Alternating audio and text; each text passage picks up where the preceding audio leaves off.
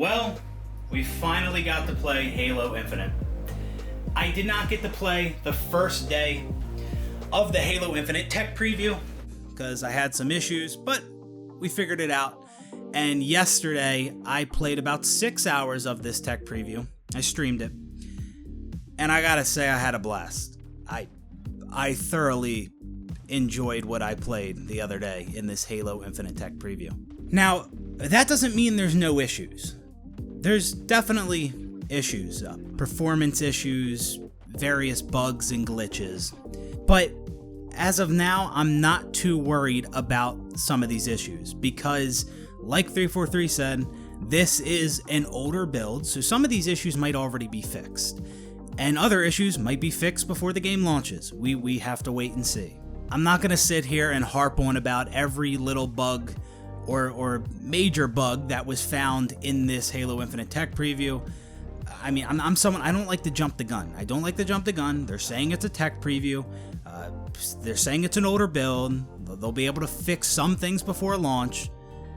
I'll judge the game after it releases.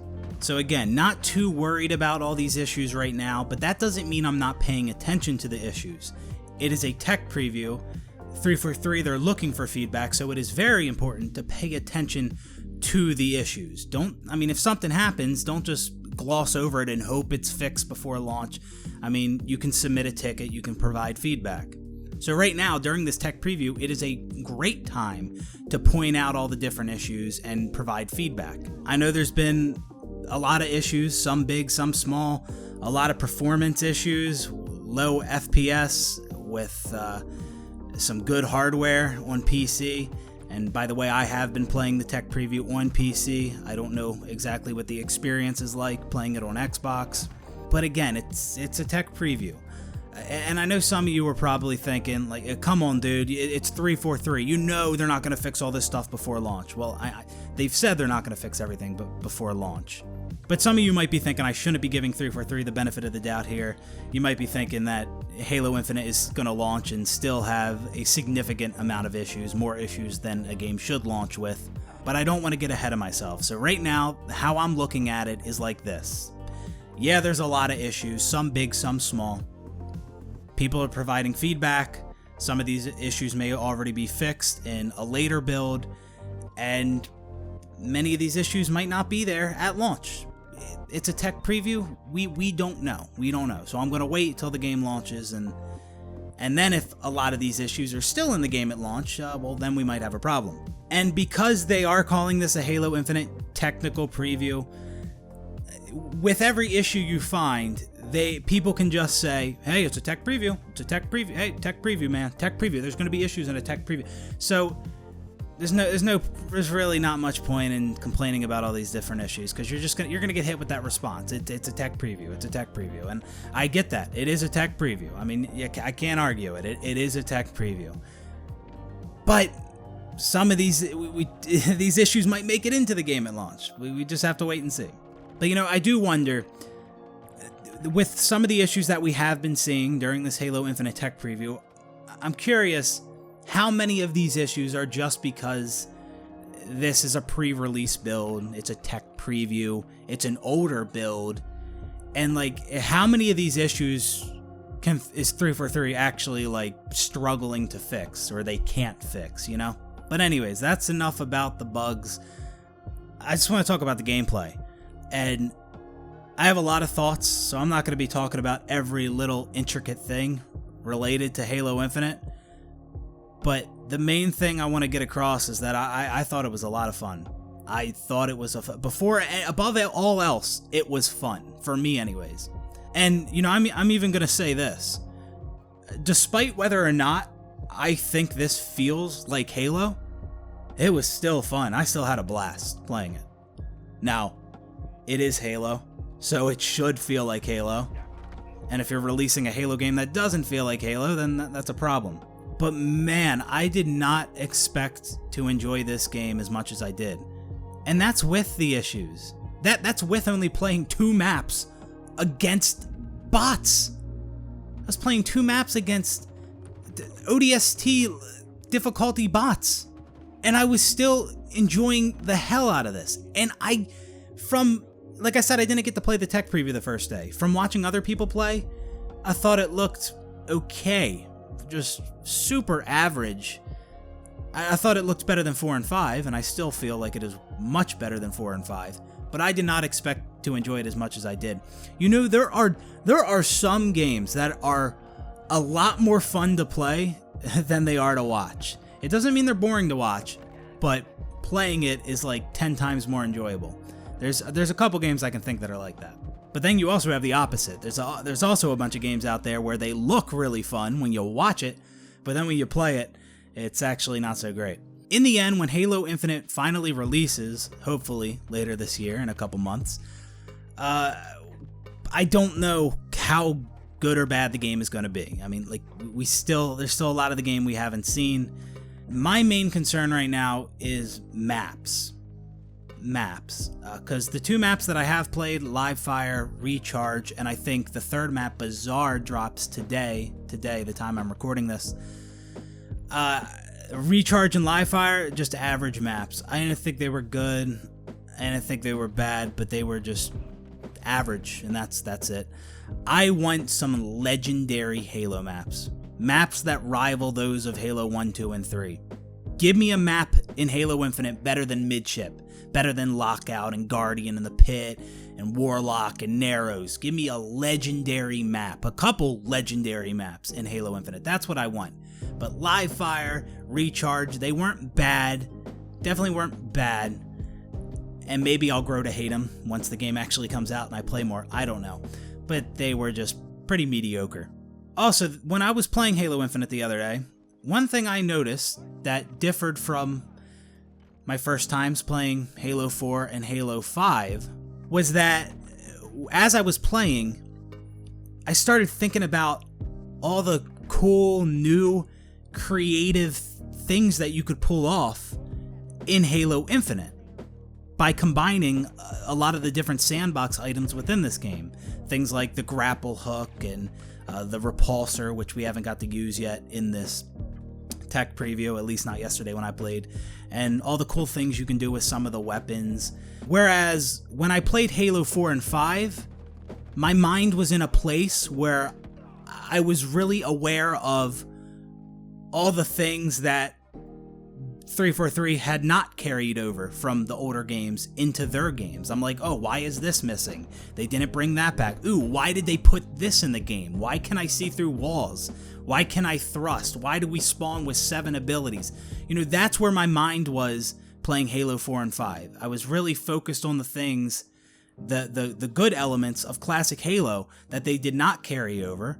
And I was also really focused on the new things that they introduced to Halo that ultimately hurt Halo's gameplay, in my opinion. But playing Halo Infinite, I was more optimistic.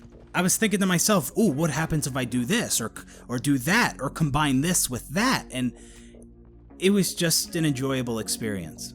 And hey, my opinions could change. I've only played 6 hours of this game.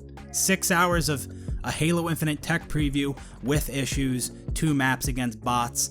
There's still a lot of the game we haven't seen. Now, another one of my concerns was probably weapons. I feel like Halo Infinite is missing a lot of weapons. I mean, we could definitely... obviously, it's what, the seventh mainline Halo game? So, of course, it's going to be missing a lot of weapons from Halo 1, 2, 3, 4, Reach, and 5. So that's expected, but it just seems like there's a lot of weapons missing. And yeah, there are weapons we know of that we haven't seen yet in gameplay, like the Stalker rifle, I believe it's called. And I think it was leaked that there's some other weapons too that we haven't seen. One weapon I would like to see return, and I don't know why 343 didn't do this with Halo 5, because it was a great addition to Halo 4, was the Sticky Detonator. That was such a fun gun. It reminded me of the grenade launcher from Halo Reach a little bit. I loved both of those weapons. I liked the grenade launcher from Reach a little more. But the Sticky Det, you could do all kinds of cool things with that. You could stick a player, you could stick your teammate with a shot from the Sticky Det, have him hop on a mongoose, he rides into a bunch of enemies and then you detonate it and you get a bunch of kills and a betrayal. It was just a fun weapon. I mean, it seems like 343, they don't carry over a lot of the greatest things about their games. Well, maybe not the greatest things, but like some of the good elements from Halo 4, they didn't bring over to Halo 5. Like Extraction, that was a good game mode. A lot of people liked Extraction. And like I said, the Sticky Detonator, that was a fun gun. They didn't carry that over to Halo 5. But hopefully it is in Halo Infinite. The Sticky Det, that actually may have been one of the guns that might have gotten data mined. I'm not entirely sure about that. But again, like I said, it did kind of seem like some weapons were missing. I don't know, like where's the plasma rifle? Are we getting the I feel like the plasma rifle should be in every Halo game. But actually in none of 343's games have they had a plasma rifle. Besides H2A, if you want to count that. Actually, no, that's a lie. That's a lie. They brought the Brute Plasma Rifle into Halo 5 later on, so they did do that. And then when it comes to like the precision weapons, you really just have the BR. You don't have the other precision weapons like the carbine, the DMR, the light rifle, the needle rifle. You do have the commando, which is kind of like a precision weapon, but it's just weird because we've never seen a weapon like that in Halo where it's like an automatic, but it's also a precision weapon, or you can use it at range. It's weird. So maybe the commando will grow on me. I will say in regards to the commando, it was a fun weapon to use. This whole time, every time they showed off that commando, I just thought to myself, dude, that is the most boring looking gun I've ever seen. Like, this is fucking Halo, and that's the best you could come up with. But it is a fun weapon to use. I still don't like the look of it visually. I think it definitely could look more unique, more Halo, but it is a fun weapon to use. And in regards to other precision weapons, like I mentioned, you don't have the carbine, DMR, light rifle, needle rifle, the DMR, whatever one I forgot to say. We don't see any of those in Halo Infinite, but at the same time, you don't really need to have that many precision weapons that, you know, that really share the same role. But it was always nice to have like two. Like you had your BR and your carbine in Halo 3. Yeah, there wasn't much reason to use the carbine, but sometimes it was fun. The DMR, the needle rifle for Halo 4, or for Halo Reach, sorry. Technically, we do have the carbine in Halo Infinite. It's the Pulse carbine, and I'm really not entirely sure how I feel about that weapon yet. I definitely need to use it more. But anyways, in regards to the weapons, it just felt like there was a lot missing. And ultimately, I don't even know why I brought this up, because I don't even think it's a problem.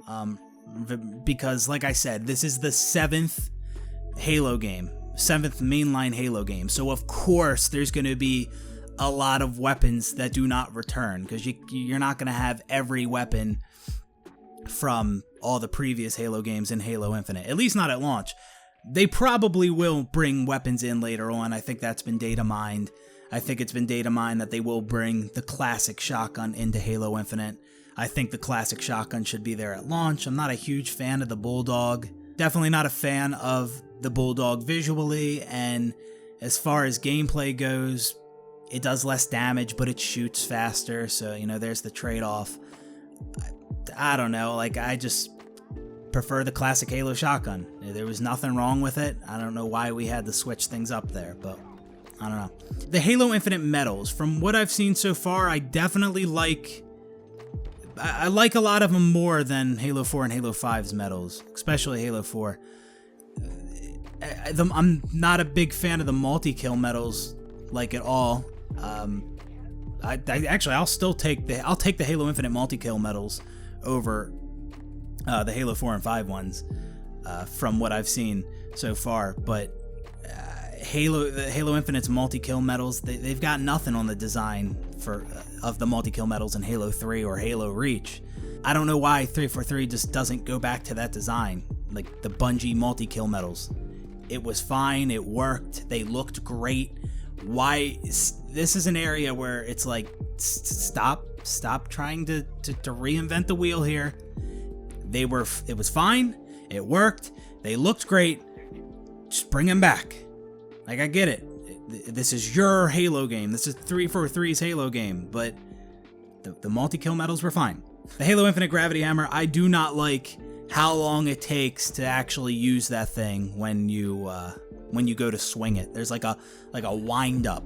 It's not as fast as it was in some of the other games. I understand the AoE damage of the Gravity Hammer in Halo Infinite has been increased, but I also didn't really like that. I didn't want the Gravity Hammer to do more damage, and I don't want it to take longer to use it as well. I don't like that wind up. It just doesn't feel right. And I mean, obviously it doesn't feel right because it didn't take that long in the other Halo games, but I don't like it. I think it was fine. The Gravity Hammer was fine, like it was in Halo 3.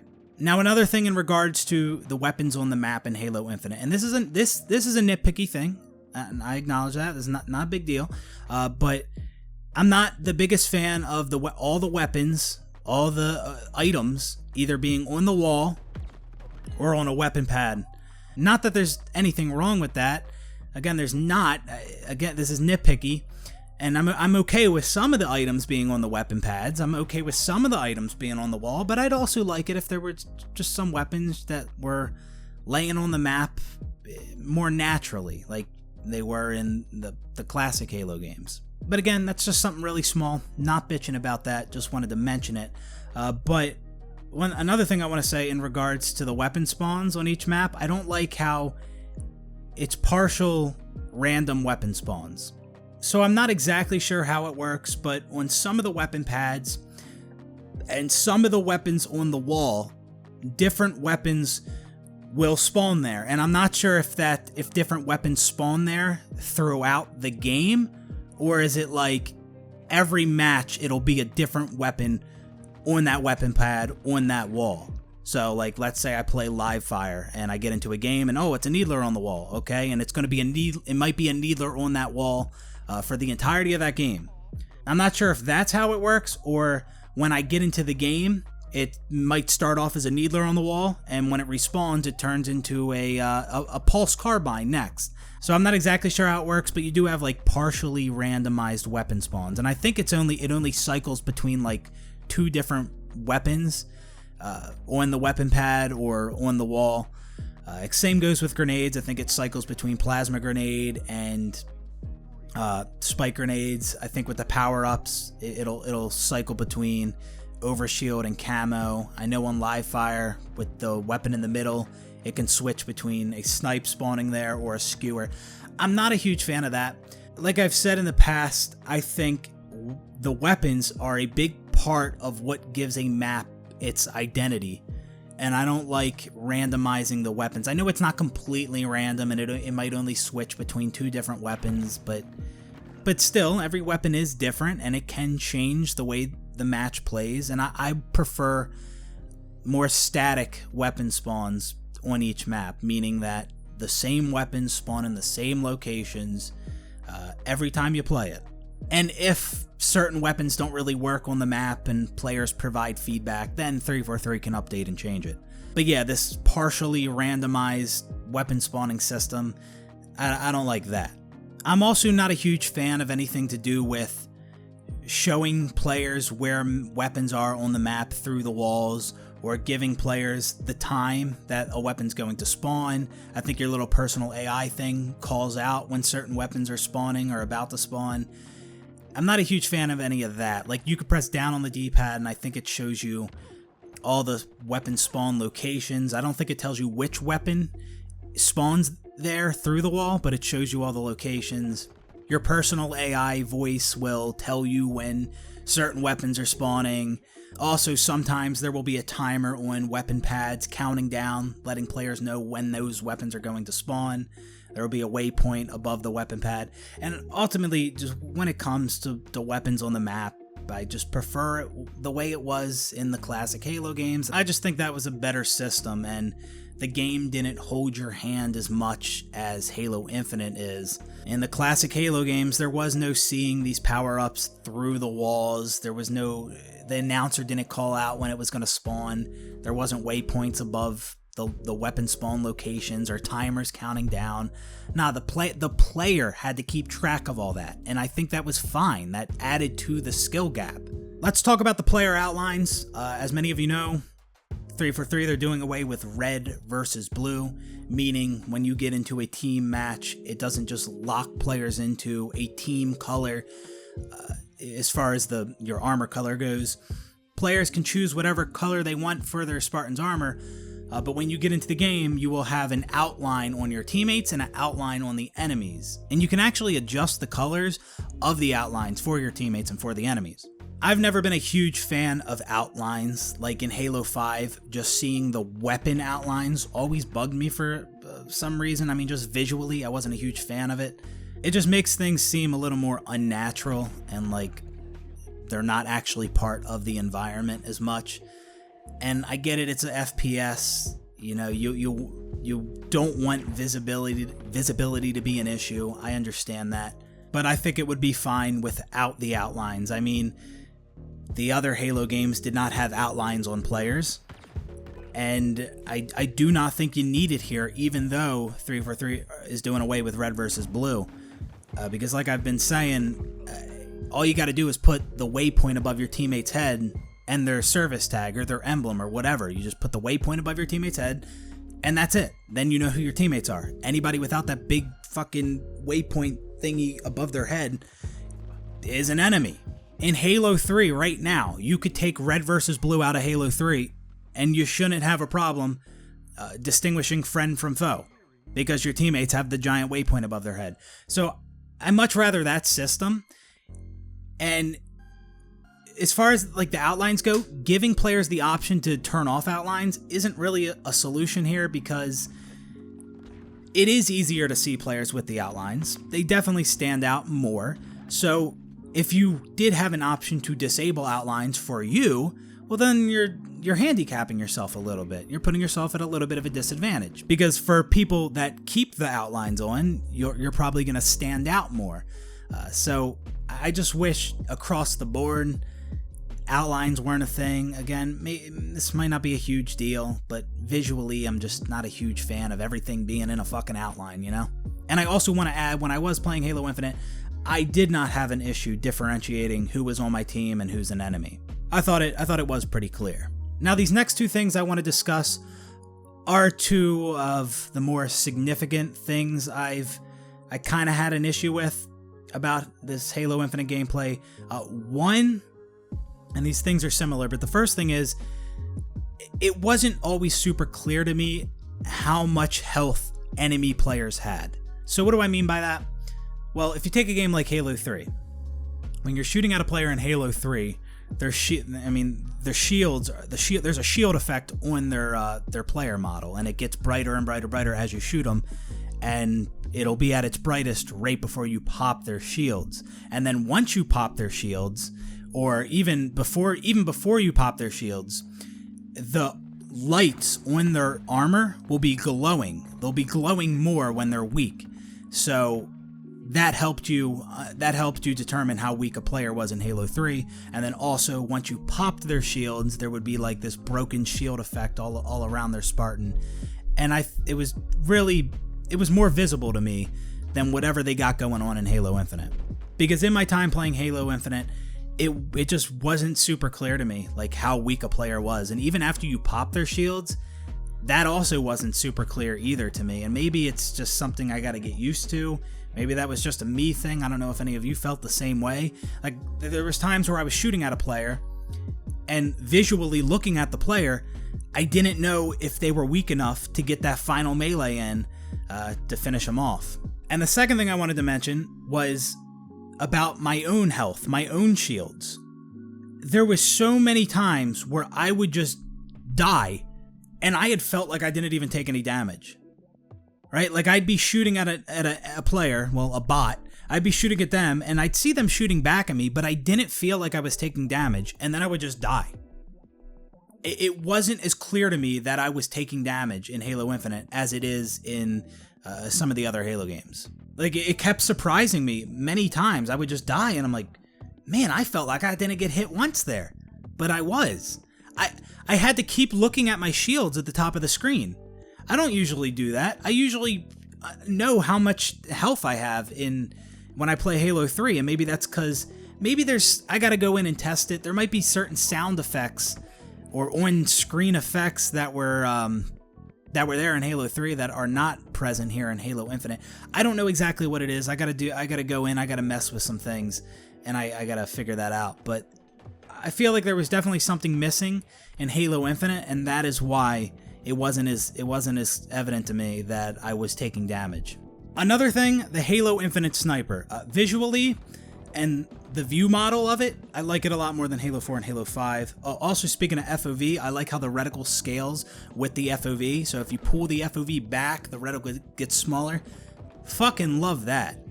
And I like the way adjusting my FOV looked in Halo Infinite way more than MCC. I've always had a problem with MCC's FOV. Because in Halo, people tell me I'm crazy, but like in MCC, there's something about adjusting your FOV that just doesn't seem right. It just seems like it's this fucking like fishbowl effect, this fisheye when you pull back the FOV. In a lot of games, when you pull back the FOV, like Halo 2 Project Cartographer, you can see a lot more of your gun and your arm. And in MCC, you don't get that. It just takes everything in front of you and pushes it further away. It's really fucking weird. People tell me, no, that's how FOV is. No, there's something about MCC's FOV that is different than some other games and makes things look weird. But anyways, I did like how adjusting the FOV felt in Halo Infinite, although I did not max it out. But the Halo Infinite sniper, the way it looks visually, I like it more than 4 and 5. Definitely not more than 3 or Reach. And something felt off about that snipe. Listen, I was really, after playing MCC the last couple months, I was really hoping it would be much more difficult to snipe in Halo Infinite. And it definitely seems like it is more difficult, but something feels wrong with it. It doesn't just feel difficult, something feels off. I don't know. One thing I can mention, when I zoom in with it, it feels really slow. I don't know if this thing zooms in further than the other snipes. I don't know if that's something. I also saw some people talking about how the snipe isn't 100% accurate when you no-scope with it. And I don't know if that's a bug or what's going on with that. That might be something at play here. But ultimately, something felt weird about the snipe. I want it to be more difficult to snipe in Halo Infinite than it was, and than in any of the other Halo games, honestly, but it didn't just feel like it was more difficult. Something felt weird about it. Halo Infinite sprint. A lot of people have been talking about how the sprint in Halo Infinite is so slow. People are saying it's like 2% faster than walking speed.